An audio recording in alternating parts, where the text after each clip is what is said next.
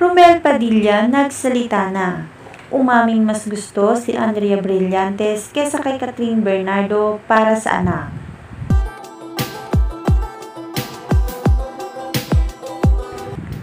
Nagbigay na rin ng pahayag si Romel Padilla tungkol sa kinakaharap na issue ng anak na si Daniel Padilla at sa hiwalayan ni Catherine Bernardo.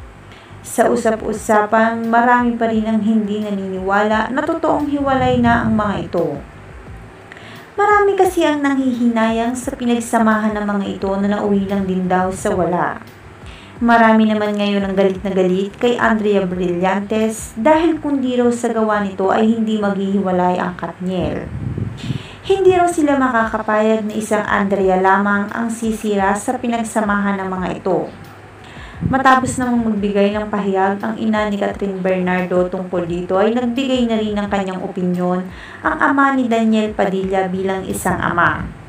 Ayon sa kanya ay susuportahan lang daw nito kung ano man ang maging desisyon ng anak.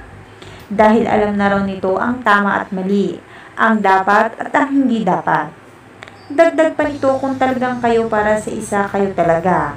Wala rin daw perpektong relasyon, lahat ay nagkakamali. Hinihiling na lang daw niya para sa anak ay makita na nito kung sino ang mas karapat dapat niyang mahalin at sana daw ay matapos na ang issue na kinakaharap ngayon ng Katniel.